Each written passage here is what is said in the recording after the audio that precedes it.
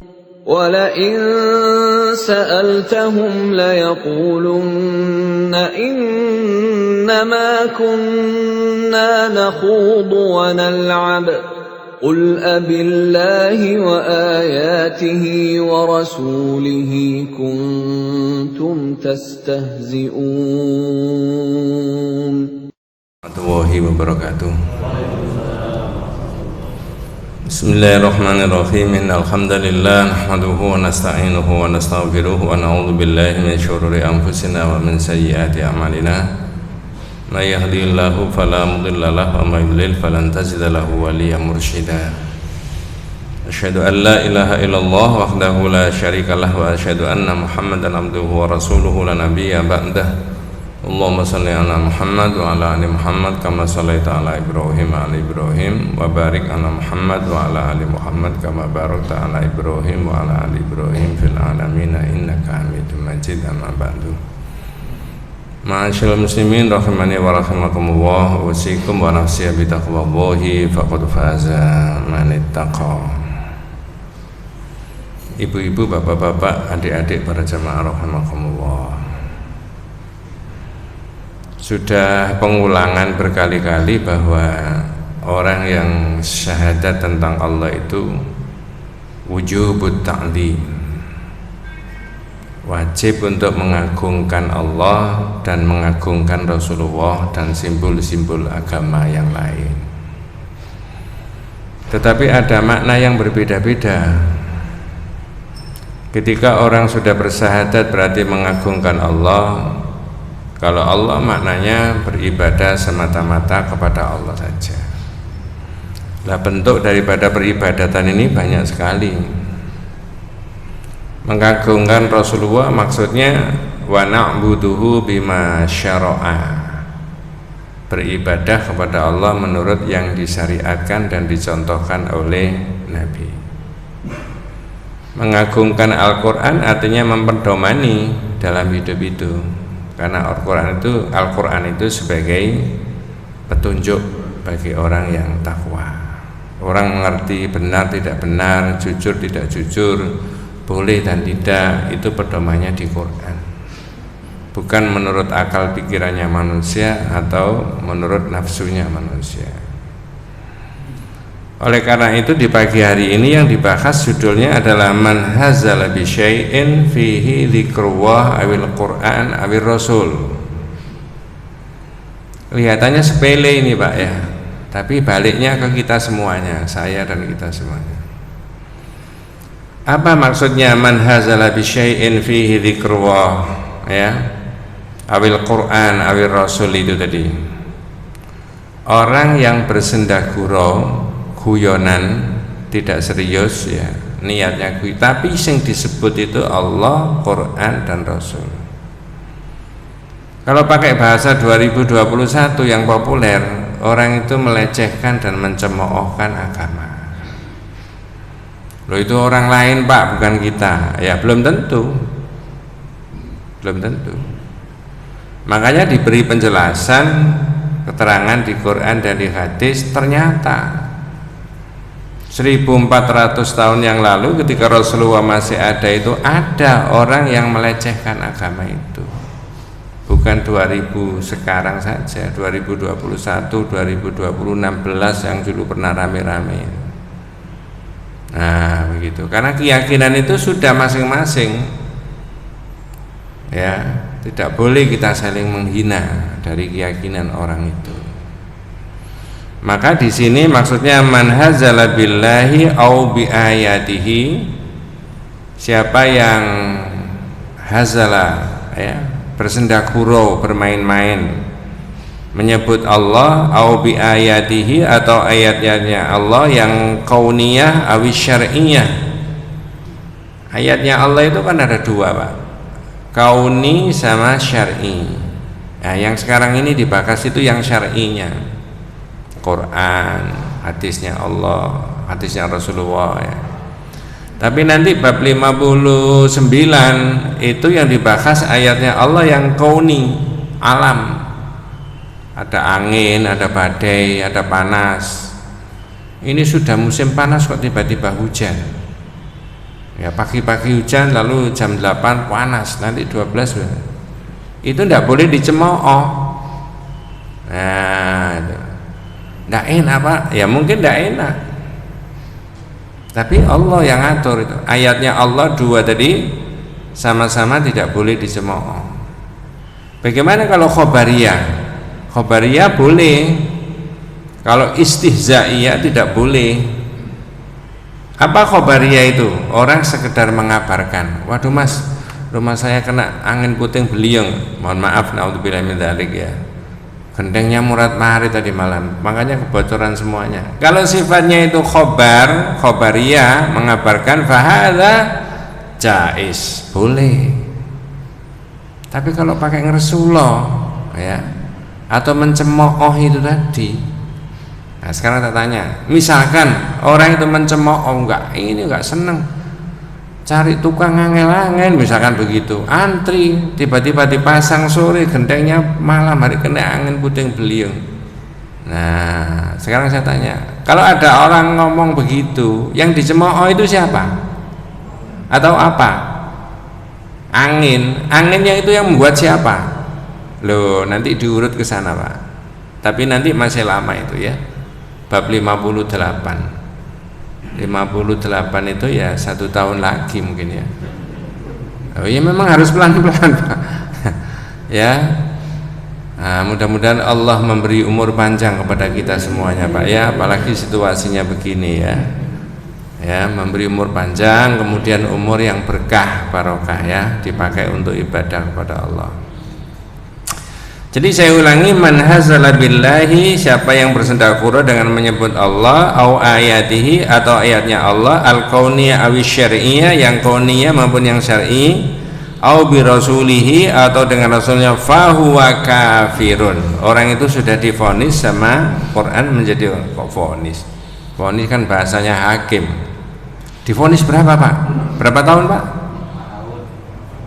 Loh, kok tahu sampai itu? Vonis itu bahasanya hakim, ya. Nah, di sini kata kitab ini fahuwa kafirun.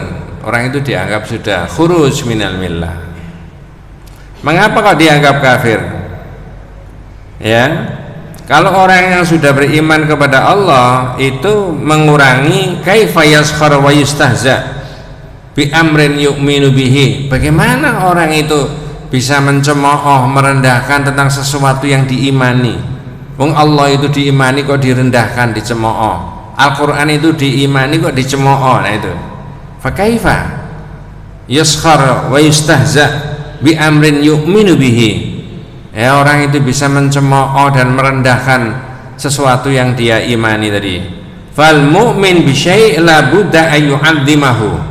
Orang yang mukmin itu seperti kita, maka wajib mengagungkan yang diimani tadi. Wa ayyakuna fi qalbin ta'zimihi, maka di dalam hatinya ada kewajiban untuk mengimani dan mengagungkan itu tadi. Nah, ini ada cerita Pak, ya. Ya, cerita, namanya pengajian itu salah satunya juga cerita. Mau enggak diceritain ini Pak? Oh enggak mau, tak lewati Pak ya. Tapi ceritanya bukan sembarang cerita. Mudah-mudahan kita bisa mengambil makna dan manfaat dari cerita ini.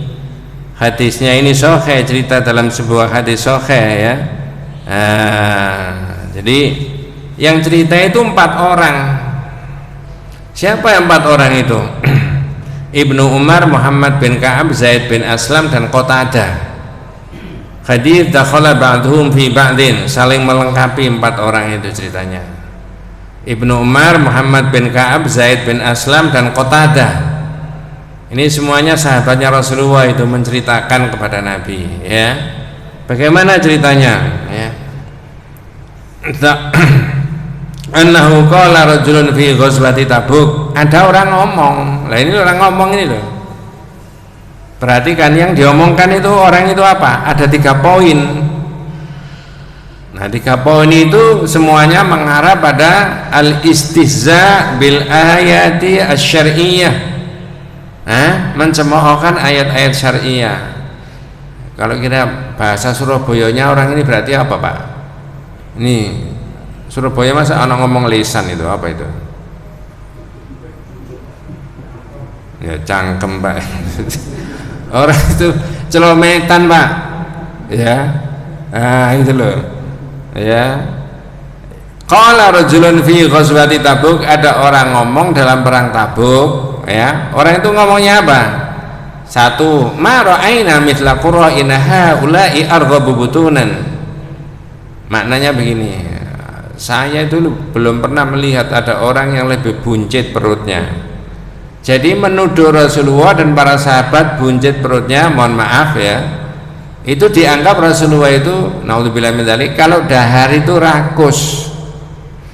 Padahal kita semuanya tahu dari Pak Kiai, Pak Ustadz, dalam hadisnya Rasulullah, keterangan Rasulullah itu kalau dahar, kalau tidak lapar tidak dahar. Kalau Rasulullah itu sudah dahar, sebelum sampai kenyang sudah berhenti. Berarti daharnya Rasulullah banyak apa sedikit? Sedikit. Kalau kita bedanya sedikit Pak Ustadz. Kalau Rasulullah itu sedikit makannya, kalau kita ini sedikit-sedikit makan gitu. Katanya begitu Pak ya. Tapi wajib Pak untuk mengendalikan ya. Kalau di Islam itu makan ini menyimpang sedikit ya. Makan itu bukan ukuran nafsu, tapi ukurannya apa? Kebutuhan biologis. Saya sudah bolak-balik matur, itu salah satunya itu ya. Orang mau sehat itu pola pikirnya bagus, pola hidupnya bagus ya. Yang ketiga, jangan kagak pola gitu katanya. Wes balik ke sini Pak. Jadi orang ini ngomong ma ra'aina mithla qura'ina haula'i arghabu butunan. Wah, aku belum pernah melihat ada orang yang lebih buncit perutnya. Nanti maksudnya Rasulullah. Dua ya, wala arghabu apa? Wala ajbanu wala akdzabu al-sunan. Ini pendusta. Gorowan itu. Tak tanya Pak, jenengan sudah banyak tahu dari Pak Ustadz, Pak Kiai. Apakah Rasulullah itu pemimpin yang gorowan? Berdusta? Apakah Rasulullah itu pemimpin yang berdusta? Oh enggak Mas. Satu kalimat saja enggak ada itu. Setelahnya Rasulullah ada enggak Pak pemimpin-pemimpin yang gorowan Pak? Berdusta ada enggak? Enggak usah dicari. Wala akdzubu alsinan, orang itu lebih ini dusta lisannya. Wala ajbanu inda liqa, dan pengecut kalau ketemu. Jadi yang tidak baik tadi 3 poin tadi, siapa maksudnya? Yakni Rasulullah sallallahu alaihi wasallam wa ashabuhu al-qurra. Nah, jadi ini menuduh Rasulullah begitu. Kalau jenengan tarik sampai sekarang 2021, Nabi itu sangat dimuliakan. Syariat itu sangat diagungkan. Jangan satupun dalam pikiran kita, dalam ucapan kita dan tindakan kita ada seolah-olah ini tidak baik tentang syariat itu.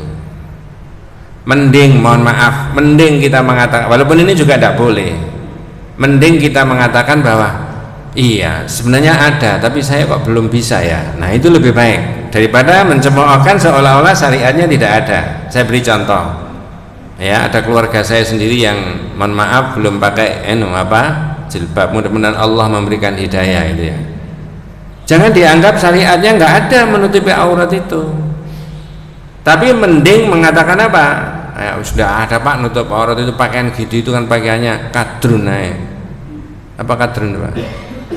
Nah, misalkan bahasanya populernya begitu, lalu mencemoohkan orang yang pakai satrul aurat tadi, menutupi aurat tadi. Mending mengatakan iya Mas ada itu di Quran itu, kata Pak Ustadz, Pak Kiai itu ada, cuma ya apa ya, siapa yang bisa menguatkan iman saya, memberi nasihat saya, itu akan lebih bagus. Walaupun kedudukannya juga tidak boleh ya, daripada syariatnya diapakan, dicemoohkan, direndahkan ya.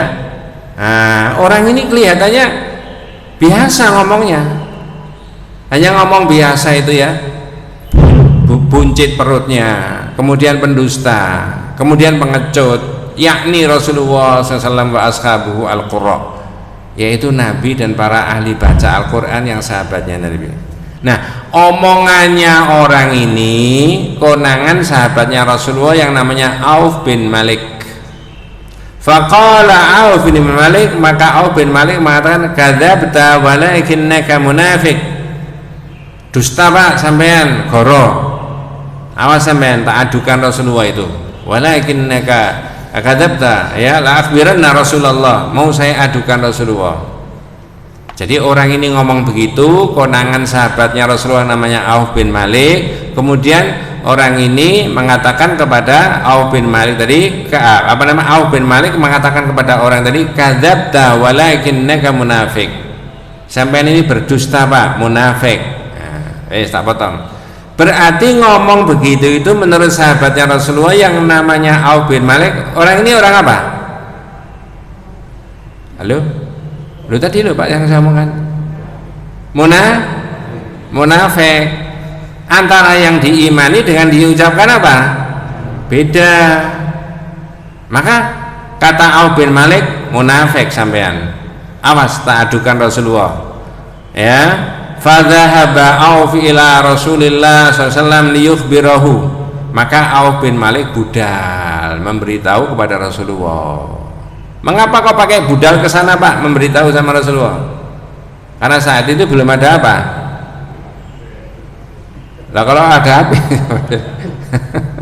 ya, fadzahaba Auf ila Rasulillah sallallahu alaihi wasallam liyukhbirahu fawajadal Qur'an qad sabaqahu. Tapi ada tetapinya, sebelum Auf sampai di sana ternyata Rasulullah sudah ngerti. Dari mana ngertinya? Al-Quran sudah diturunkan oleh Allah kepada Rasulullah.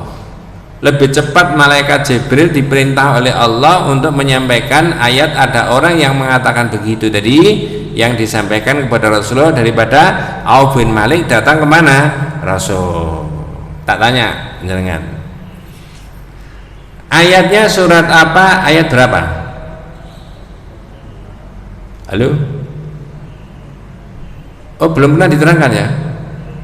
Oh makanya tidak tahu ya.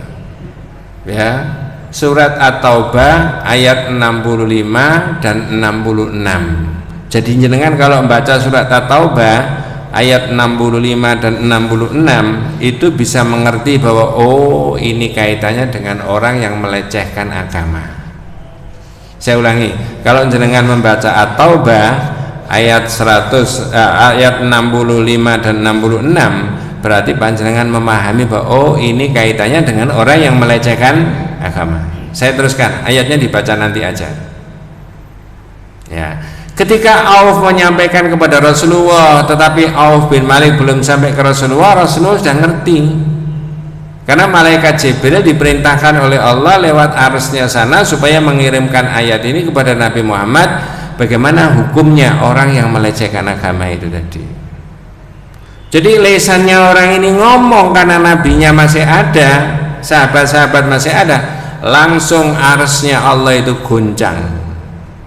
Sekarang tak tanya, kalau 2021 dan seterusnya ada orang melecehkan agama, ada kemungkinan arsy-Nya Allah itu goncang Pak? Iya, tapi kan ayatnya tidak turun lagi karena nabinya nggak ada. Nah kalau ayatnya tidak turun lagi, itu yang dipedomani. Nah, gitu maksudnya itu ya. Ya. Faja'a dzalika ar-rajul ila Rasulillah sallallahu alaihi wasallam. Maka orang itu tadi, jenengan mesti ngerti itu bahasa populer kan.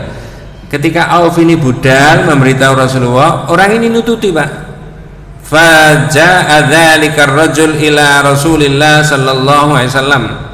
Ya, wa qad takhala wa raqibana qatahu. Orang ini nututi. Kira-kira kalau pakai bahasa, waduh saya dilaporkan Rasulullah, saya tak datang ke sana sendiri memberitahu Nabi. Orang itu tadi. Ini bahasanya yang populer apa sekarang itu?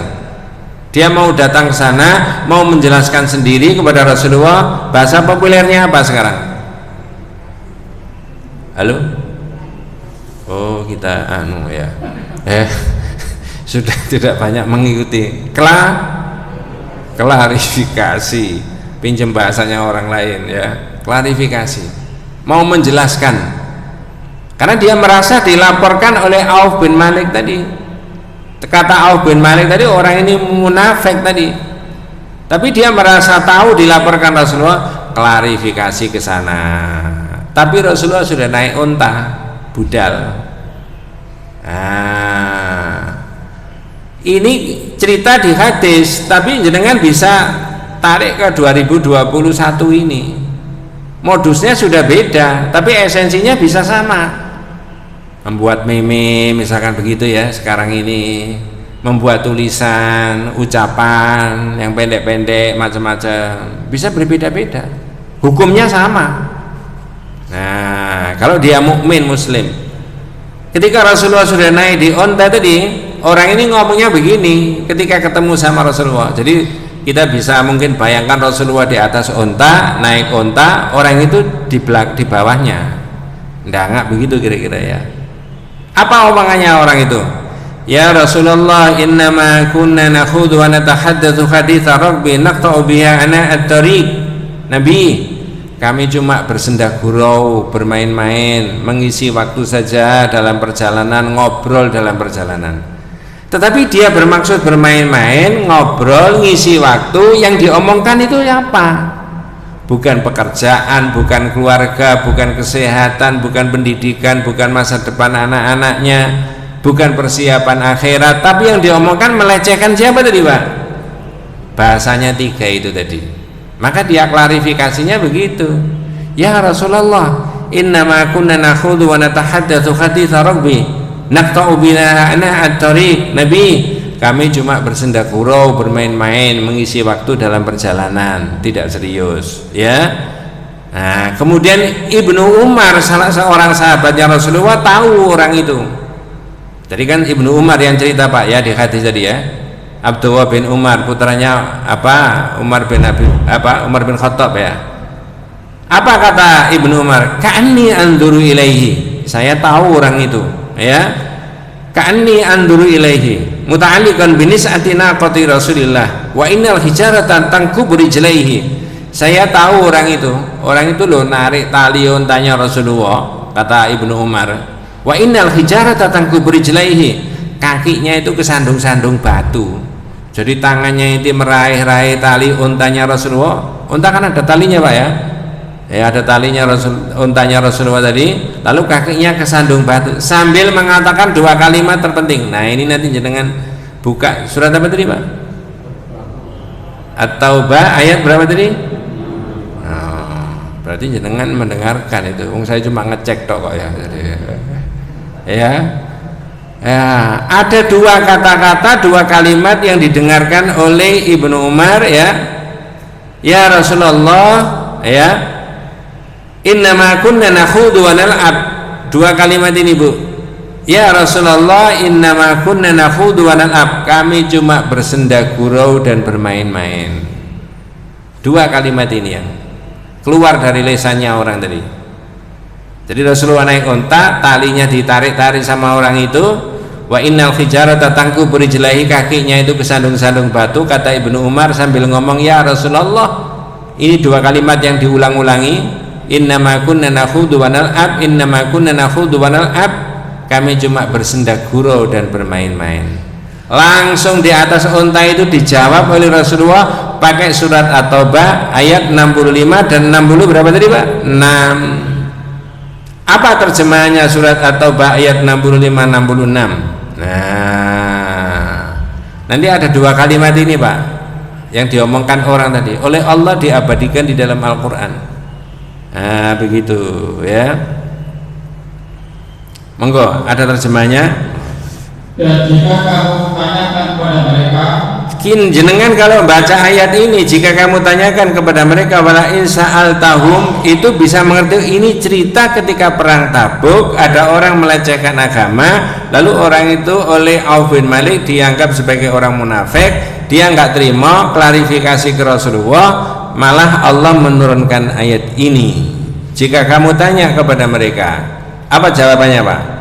Niscaya mereka akan menjawab, sesungguhnya kami hanya bersenda gurau dan bermain-main saja. Ini yang harus digarisbawahi 2 kalimat ini. Ternyata kalimat bersenda gurau dan bermain-main, innama kunna nakhudhu wa nal'ab, ini bermula dari ucapan orang itu tadi, keluar dari lisannya orang itu. Kami cuma bersenda gurau dan bermain-main. Nah itu kalau ditarik di 2021, kami cuma membuat meme kok, kami cuma membuat puisi kok, kami cuma membuat lagu kok, itu kan karya seni. Karya seni itu bebas? Enggak mas, karya seni itu tidak bebas. Ada norma-norma yang membatasi, norma agama, norma moral, norma kepantasan masyarakat, norma hukum dan sebagainya. Tidak boleh orang membuat karya seni seenaknya, nabrak sana nabrak sini. Nah begitu pak. Padahal orang ini bermain-main. Innama kunna nakhudu wa nal'ab. Sesungguhnya kami cuma bersenda gurau dan bermain-main. Nah ini dibalikkan ke kita semuanya. Jadi kelihatannya tatanan ini begini, ini adalah tatanan yang sepele, tetapi maksudnya ketika di dalam sebuah masyarakat ada orang Islam, ada yang bukan Islam, keyakinannya harus saling dihormati, tidak boleh saling mencemooh satu dengan yang apa pak? Yang lain, gitu loh. Coba Islam itu bagusnya begitu. Jadi kalau ada orang tidak beragama Islam melecehkan Islam tidak boleh. Sebaliknya, orang Islam melecehkan agamanya orang lain boleh pak? Tidak boleh juga, biarin aja. Ya, kan jelas lakum dinukum, ya sudahlah, lain-lain keyakinanmu begitu. Tapi boleh enggak Pak Ustadz, Pak Kiai menerangkan, hadirin para jamaah, Tuhan kita itu adalah Tuhan yang esa, Tuhan yang tidak beranak dan Tuhan yang tidak diperanakkan. Boleh Pak menerangkan itu? Ini menyinggung agamanya orang lain enggak? Halo? Enggak. Dulu pernah ada rame-rame berita, katanya di Jakarta ada seorang ustadz kiai menerangkan lam yalid walam yulad, Tuhan kita itu Tuhan tidak beranak dan tidak diperanakkan. Bagi umat Islam kalau beranak itu bukan Tuhan. Mau dilaporkan ke Bareskrim, katanya melecehkan agamanya. Enggak mas, kecuali kalau diteruskan tidak seperti, lah itu lain. Oh enggak pakai itu ya kalimatnya. Ini harus sensitif, kita itu harus paham. Jangan-jangan kita nggak boleh menerangkan surat Al-Ikhlas tadi, lam yalid walam yulad tadi. Lalu Saidi ini diapakan tadi? Dilaporkan. Lain. Ya, terserah, perkara sampean itu punya keyakinan yang berbeda dengan kita tentang ilah Tuhanmu itu nggak apa-apa.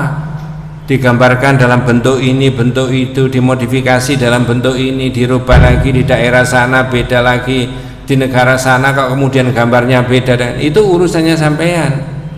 Tapi kita tidak. Tuhan itu tidak bisa dipersonifikasikan dalam bentuk apapun. Ya, bagi umat Islam kalau bisa digitukan bukan Tuhan, tapi apa?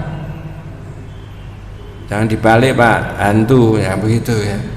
Ya, Tuhannya umat Islam itu cuma satu. Kalau lebih dari satu itu bukan Tuhan, tapi hantu. Coba saya ngomong Tuhan berkali-kali itu bisa jadi apa? Tuhan, Tuhan, tuh, begitu loh maksudnya ya. Orang ini membela diri. Ketika ditegur oleh Rasulullah, ini Rasulullah yang menegur di atas unta tadi. Lalu dia jawab, innama kunna nakhudu wa nal'ab. Jadi jangan kalau membaca itu, ini ucapannya orang itu tadi, dari lisannya orang itu, oleh Allah diabadikan di dalam surat At-Taubah 65-66. Jenengan yang baca sampai sekarang tidak menangi peristiwanya, tapi pedomannya, oh tidak boleh mencemooh agama. Nah, termasuk kita sendiri lebih-lebih yang sudah beriman itu. Ya, lanjut Pak, monggo. Apa ayat itu berikutnya, monggo Pak. Katakanlah, mengapa kepada Allah dan ayat-ayatnya serta Rasulnya kamu selalu mengolok-olok? Nah, kita juga tidak boleh Pak. Sebagai orang beriman, kewajiban untuk mengagungkan Allah, mengagungkan ayat-ayatnya Allah, mengagungkan Rasulullah. Dalam sisi tauhid, mudah-mudahan tidak salah paham, mengagungkan Rasulullah itu bukan berarti memuji-muji melebihi kapasitasnya Muhammad sebagai Nabi dan Rasul. Saya ulangi, mengagungkan Rasulullah itu bukan memuji-muji Rasulullah melebihi kapasitasnya Nabi Muhammad sebagai hamba Allah dan Rasulullah. Ngerti maksudnya Pak? Contoh, mohon maaf, yang menghapus dosa itu siapa? Allah apa Rasulullah? Tapi kalau ada orang berkeyakinan yang menghapus dosa itu bukan Allah tapi Rasulullah, berkelebihan nggak itu Pak? Apa begitu caranya orang Islam itu memuji-muji Nabi? Enggak. Dalam kitab ini sudah dibahas bab 19. Nabi mengatakan la tadruni kama atratin nasara Isa bin Maryam. Sampean jangan memuji-muji aku ya, seperti orang Nasrani itu loh, memuji-muji Al-Masih ibnu Maryam. Innama ana abdun, saya ini cuma hamba sahaya saja, hambanya Allah ya. Faqulu abdullahi wa rasuluhu. Kalau memanggil saya Muhammad Abdullah, Muhammad Rasul. Bedanya dengan kita itu yang kedua tadi Pak, apa Rasul. Jangankan begitu ya, kapan hari mungkin sudah dibahas itu ya. Ketika sahabat itu sedang duduk begini, Rasulullah datang ya, kemudian para sahabat semuanya apa Pak? Kalau tangan saya dari sini naik, ini namanya berdiri. Itu aja tidak kerso kok Rasulullah. Loh ini serius Pak. Hadisnya dalam kitab Fathul Majid begini, kharaja alaina Rasulullah sallallahu alaihi wasallam muttaqian ala asafakumna ilaihi. Itu Rasulullah keluar menuju kita, mari kita berdiri. Nah, para sahabat berdiri. Ketika Rasulullah sampai di situ, ditegur para sahabat. La taqumu kama taqumul a'ajimu ya'limu ba'dhum ba'dhan. Jangan berdiri, Pak. Seperti orang asing aja sampean itu. Orang asing itu orang Persia dan Romawi yang menghormati raja-rajanya sambil apa? Berdiri. Berarti Rasulullah digitukan tidak kerso. Agama bukan menurut pikiran kita, tapi menurut yang diajarkan oleh siapa? Nabi. Wong-wong tidak mau kok dipaksa itu. Jangan. Kalau kita diagung-agungkan, dipuji-puji orang itu tambah seneng apa tambah senep Pak kira-kira? Bisa juga kopiahnya ini tidak cukup Pak. Mengapa kok kopiahnya nggak cukup? Gede. Nah, kalau Rasulullah tidak kerso, ini Nabi khawatir kebablasan seperti Al-Masih. Dan itu hadis sahih. Banyak keterangan begitu Pak. Inilah caranya kami mengagungkan Rasulullah itu mengikuti yang disunahkan, sak mampu-mampunya kita. Pak, sholat jamaah sunahnya Rasulullah, betul Pak? Semuanya memelihara, jangan sampai tidak sholat jamaah, misalkan begitu. Pak, bersilaturahim itu sunahnya Rasulullah, itu maka kita upayakan terus, itu caranya mengikuti Nabi. Makanya tadi saya sebutkan wa na'budullaha bima syara'a, beribadah kepada Allah menurut yang disyariatkan oleh Nabi. Pak, taklim ya, Ibu taklim, pengajian bahasanya kita sekarang. Ada contoh nggak dari Rasulullah begini nih Pak, zaman dulu? Iya, dan ini bagian dari sunnahnya siapa? Rasul. Ya, istri saya tak ajak untuk mengikuti sunnahnya Rasul, tidak mau ini Pak Ustadz. Ya pelan-pelan Pak, cara mengajak istri untuk mengikuti sunnah Rasulullah itu, betul Pak ya? Halo? Caranya gimana? Wong saya sudah puasa Senin Kemis tapi istri saya belum misalkan, maka diajak.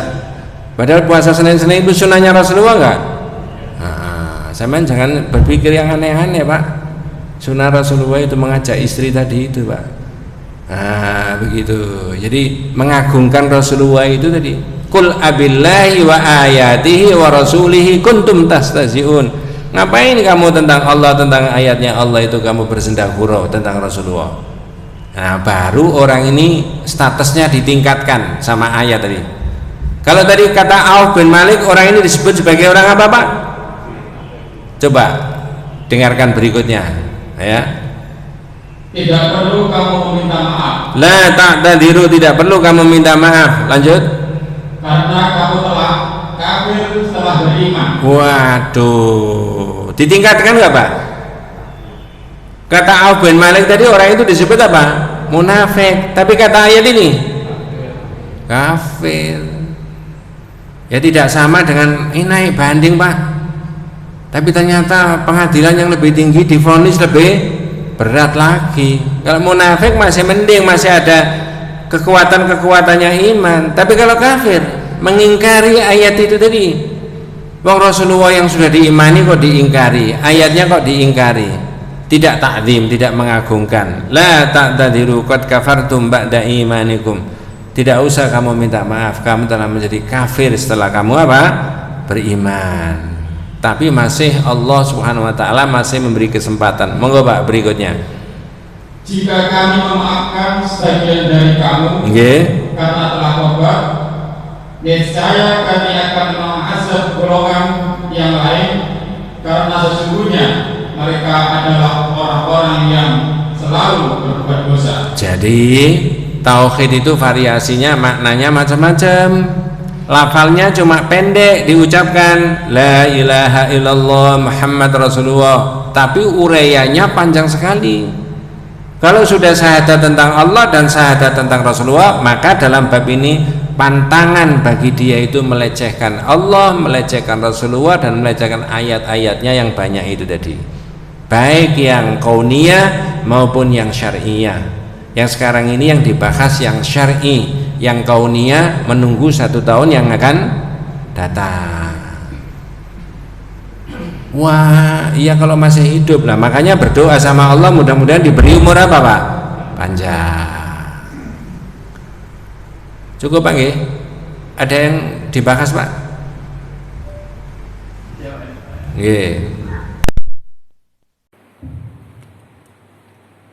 Sedikit Ustaz, dari penjelasan terkait dengan tingkat kita bersolawat Ustaz. Angkat bersolawat. Nadara masih sering kali ini bersolawat untuk Nabi, gitu kan? Masih menulis berasal bersolawat untuk Nabi itu berasumsi seakan-akan dia memohon kepada Nabi. Mohon penjelasan Ustaz. Sumber bagi umat Islam membaca salawat Nabi itu adalah surat Al-Ahzab 56 kalau tidak salah. Inna Allaha wa malaikatahu yusalluna 'alan nabi ya ayyuhalladzina amanu sallu 'alaihi wa sallimu taslima. Saya tidak nafsiri satu-satu. Allah dan para malaikatnya bersolawat. Nah, ini sudah 2, Allah dan malaikat. Di dalam tafsir diterangkan kalau Allah bersalawat maknanya Allah adalah sana'uhu alaihi fil mala'il a'la. Allah memuji Nabi. Loh kok boleh? Ya Allah terserah saja memuji nabinya. Ya, tapi sebagian mengatakan Allah memberikan rahmat. Ini tidak. Kalau rahmat anytime, kapan saja diberikan oleh Allah. Ya. Para malaikat memohonkan ampun kepada Allah. Kemudian kalau di dalam mala'il a'la itu kemudian Allah dan para malaikat itu bersolawat, sekarang perintahnya ya ayyuhalladzina amanu sallu alaihi wa sallimu taslima. Hai orang beriman, bersolawatlah kepada Nabi dan berikan penghormatan. Berarti kewajiban panjenengan, kewajiban saya sampai sekarang selalu membaca apa? Salawat Nabi. Saat itu para sahabat tidak ngerti. Ada hadis dari Ka'ab bin Ujrah, riwayat Imam Muslim dan sebangsanya hadis itu banyak. Tanya sama Nabi, ya Rasulullah, amarana Allah an nusalli alaik, fa kaifa nusalli? Fa inna salam qad arafna. Nabi, kita kan diperintah baca salawat ya, lafalnya bagaimana? Ya, fa inna salam qad arafna. Kalau salam kami sudah mengerti, ketika ketemu engkau kami mengucapkan assalamualaikum ya Rasulullah, assalamualaikum ya Rasulullah. Karena saat itu Bu, nggak boleh ada orang memanggil ya Muhammad, itu nggak boleh. Kata Abu Bakar mertuanya menyampaikan kalau memanggil Nabi Muhammad urusan pribadi, tetap memanggilnya ya Rasulullah. Ini bukan orang sembarangan, orang dipilih sama Allah. Nah, baru Nabi menerangkan. Ka'ab bin Ujrah tadi tanya sama Rasulullah, kaifa nusalli, bagaimana? Kalau caranya Rasulullah mengajarkan sholat, diperagakan. Kalau caranya Rasulullah mengajarkan haji dan umrah, diperagakan. Kalau caranya Rasulullah mengajarkan wudhu, diperagakan. Tapi kalau sholat tidak, sholawat Nabi tidak diperagakan, tapi dilafalkan. Lalu Nabi menyebutkan Allah qulu, katakan begini, Allahumma sholli ala Muhammad wa ala ali Muhammad kama shallaita ala Ibrahim wa ala ali Ibrahim, dan seterusnya. Sehingga saya merekomendasikan berdasarkan hadis-hadis, baca saja sholawat yang menurut hadis. Berikutnya, apa esensinya bagi umat Islam membaca sholawat Nabi? Ya, satu, bagi umat Islam adalah ibadah. Jadi kalau hari Jumat, malam Jumat dan seterusnya sampai hari Jumat sebelum matahari tenggelam bolak-balik baca salawat boleh Pak? Boleh. Ada disunahkan nggak hari Jumat baca salawat di samping surat Al-Kahfi? Iya, sebanyak-banyaknya. Satu, bagi kita ibadah. Yang kedua, bagi kita maknanya meyakini dan memahami bahwa Muhammad itu bukan Tuhan. Kalau Tuhan tidak perlu dibacakan doa keselamatan kepadanya. Orang yang bukan Islam tanya sama orang Islam, itu loh nabinya orang Islam belum selamat. Makanya diperlukan doa dengan cara baca salawat oleh umatnya seluruh dunia. Bagaimana orang yang belum selamat bisa menyelamatkan umatnya seluruh dunia? Itu orang lain tanya sama kita, karena dia tidak ngerti. Lalu panjenengan jawab 2 poin tadi, Mas, sini ngomong apa tadi? Jangan diginikan Pak. Saya ini orang Islam, baca salawat Nabi itu bagi umat Islam, lafal itu adalah ibadah. Ngaji, kalau sampean mungkin menyanyi ibadahnya, tapi kita ndak. Allahumma sholli ala Muhammad wa ala ali Muhammad kama shallaita ala, dan seterusnya tadi Pak ya. Ini ibadah. Yang kedua, meyakinkan iman saya bahwa Muhammad ini bukan Tuhan. Kalau Tuhan tidak perlu dibacakan keselamatan, doa keselamatan kepadanya. Sehingga umat Islam nggak ada yang bilang gini, semoga selamatlah Tuhan kami Gusti Allah yang ada di Ars. Nggak ada begitu. Kan sampean yang ngomong gitu bolak-balik itu. Nah, nanti ketemu di bab 53 keterangannya itu. Jadi bacalah salawat yang sebanyak-banyaknya. Aspeknya karena kita ingin beribadah. Yang kedua adalah perintah tadi. Yang kedua meyakini bahwa Muhammad itu bukan Tuhan. Siapa yang baca salawat sebanyak-banyaknya, sering baca salawat, besok dapat jaminan dari Rasulullah akan memperoleh apa? Syafaat. Syafaat sudah diterangkan 5 tahun yang lalu. Ya, gitu Bang ya. Tapi sering saya ditanya, loh Pak Ustadz, kok tidak pakai Sayyidina? Kalau pakai hadis yang dari Nabi, tidak pakai kalimat apa? Sayyidina. Jangan dipilah umat Islam itu Pak. Itu loh, tidak pakai Sayyidina, itu berarti orang apa itu? Nah, kalau ada orang baca salat Allahumma salli ala Muhammad wa ala ali Muhammad kama sallaita ala Ibrahim wa ali Ibrahim, orang apa nih Pak? Orang apa? Bener ya. Kalau bacanya begini, Allahumma salli ala Sayyidina Muhammad wa ala ali Sayyidina Muhammad, orang apa ini? Sama-sama Islamnya Pak. Tapi kalau dilacak dari mana saja, tanya siapa saja, jangan boleh tanya ke siapa. Apa salawat Nabi menurut hadis itu ada Sayyidinanya tak? Pasti kalau mau jujur dijawab tidak ada. Maka saya merekomendasikan baca saja yang menurut hadis. Tidak mungkin Rasulullah itu salah. Jangan dirubah-rubah. Wallahu a'lam. Begitu Bang ya? Ada lagi Bu? Pak? Loh kok rame? Itu Ibu di belakang itu, monggo. Monggo Pak.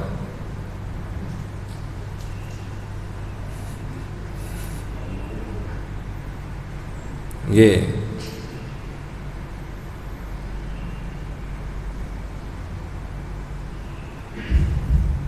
Ustaz, mohon dijelaskan bagaimana ketika kita mendengar tetangga atau saudara kita yang non muslim meninggal dunia. Itu yang pertama Ustaz. Terus yang kedua, jika yang orang muslim itu tinggalnya di dekat masjid gitu ya, apakah perlu diumumkan kematiannya itu di masjid?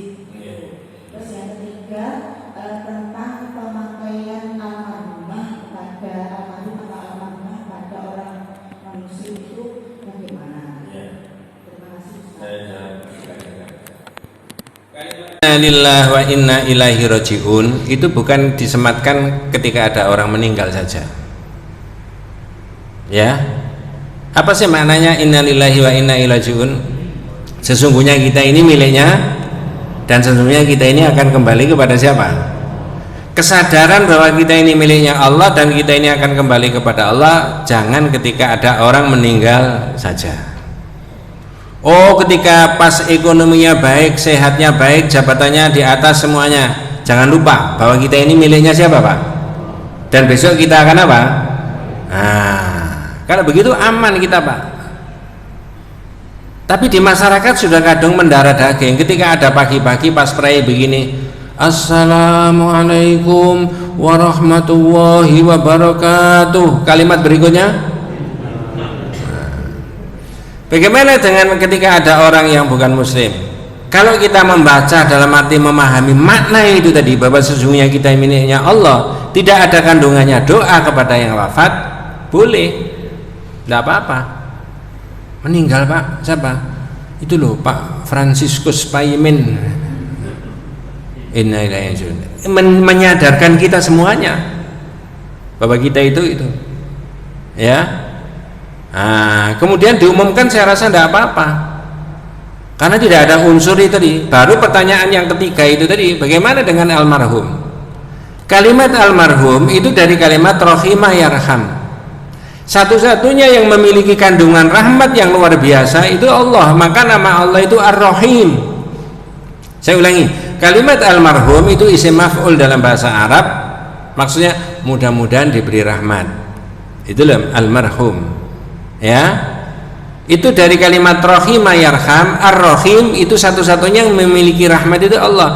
Tapi kalau kita menyebut Bapak Haji siapa, Abdullah siapa, almarhum, itu mudah-mudahan Bapak yang sudah wafat, Pak Haji ini yang biasa ke masjid ini diberi rahmat sama Allah. Berarti orang yang bukan muslim tidak berhak mendapat gelar apa tadi? Almarhum. Terus apa, Pak? Ya enggak ngerti, enggak ada. Awarahum mungkin ya. Enggak ada. Almarhum itu di dalam kitab tauhid disebutkan begitu. Cuma kalau ini menjadi milik publik, seolah-olah almarhum itu disematkan kepada orang yang sudah meninggal tanpa melihat siapa. Nah, kalau di tauhid enggak. Wah, kalau begitu rasis, Pak. Enggak rasis, biasa saja, Mas. Orang Islam mendoakan sesama saudara umat Islam. Kalau sampai orang yang bukan Islam mendoakan saudaranya yang mati, boleh nggak? Silakan mereka. Tapi kita kan tidak boleh. Ketika Abu Thalib itu meninggal, Bu, ya, di depan jenazahnya pamannya itu, apa kata-kata Rasulullah? Ya ammi la astaghfiruna laka ma lam unha anka ya ammi. Paman, sungguh engkau aku akan mintakan ampun kepada Allah kalau aku tidak dilarang. Nah, sekarang tak tanya, dilarang nggak Rasulullah memohonkan ampun kepada pamannya? Dilarang. Ya, apa namanya? Wa ma kana lil mu'mini wala mu'minatin maka lin nabiyyin walladzina amanu ayastaghfiru lil musyrikin walau kanu uli qurba. Tidak boleh Nabi dan orang-orang mukmin memohonkan ampun kepada orang musyrik walaupun itu keluarganya sendiri. Ya sudah, lain-lain. Begitu, Bu, ya. Saya rasa nggak rasis itu. Diterangkan, saya nerangkan di mana-mana, nggak masalah. Ya. Silakan orang yang bukan Islam itu mendoakan mereka sendiri. Tidak mau mendoakan umat Islam, tidak apa-apa. Memang beda-beda, Pak. Lakum dinukum, sudah saya ulangi berkali-kali tadi. Makanya orang Islam itu, Pak, kita kenal atau tidak, faham atau tidak, saudara kita atau tidak, kalau ada orang Islam yang meninggal, itu kita patut susah. Susahnya kenapa? Sudut pandangan akidah mengurangi orang yang menyembah Allah. Betul, Pak? Dibalik, kalau ada orang kafir mati,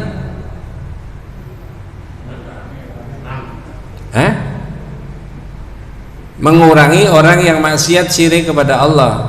Susah apa senang?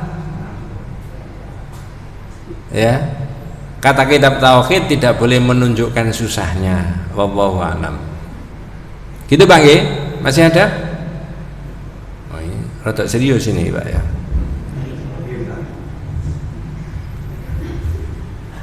Baik, terima kasih. Allah itu yang memudahkan walaupun kita adalah kita seluruh umat yang ada di dunia untuk melaksanakan perintah-perintah. Pertanyaan saya, dan ini pernah kami diskusikan Mas Bawa, bagaimanakah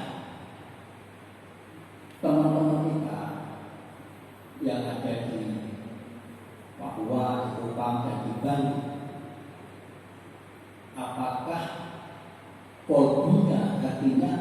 belum digerakkan oleh Allah untuk beribadah. Bisa. Kita itu beruntung, hidup di Jawa. Beruntung bisa beribadah seperti ini. Andai kita dilahirkan tidak dalam surga lagi, apakah Allah menggerakkan hati atau tidak? Itu sudah. Terima kasih. Mohon maaf.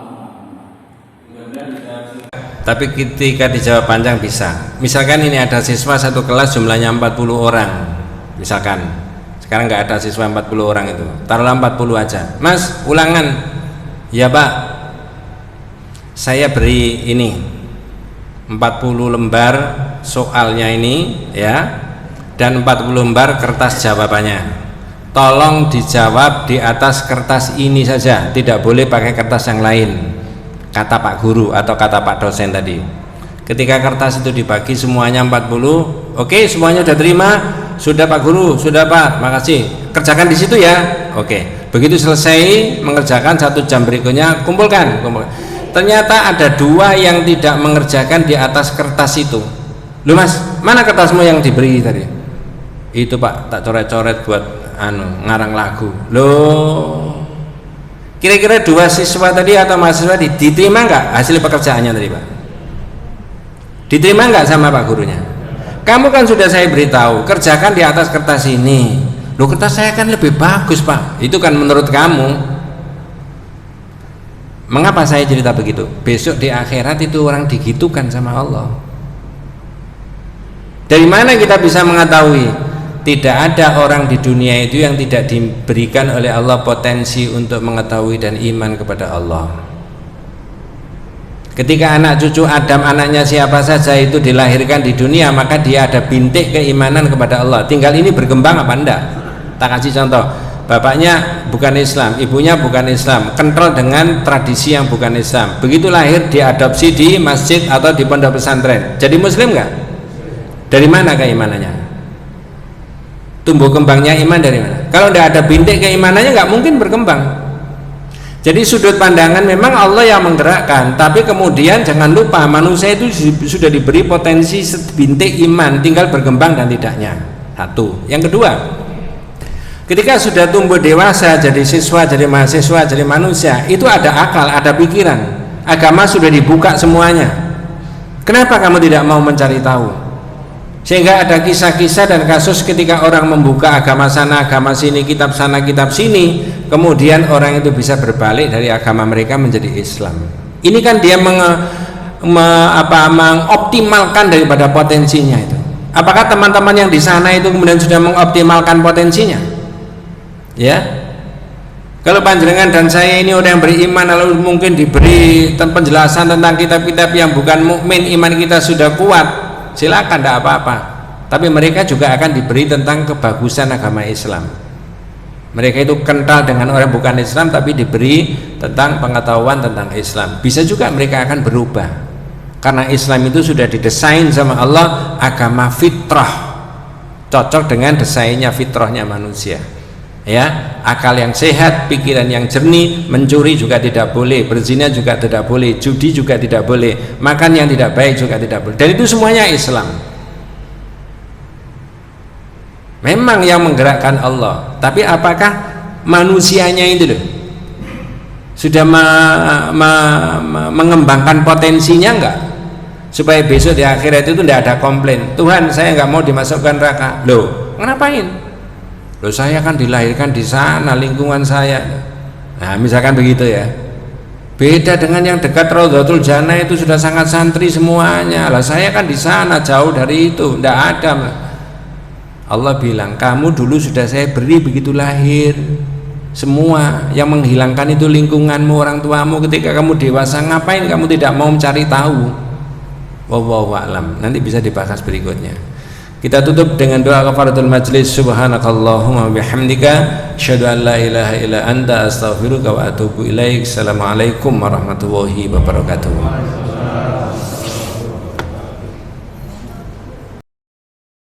لا تعتذروا قد كفرتم بعد إيمانكم إن نعف عن طائفة منكم يعذب طائفة بأنهم كانوا مجرمين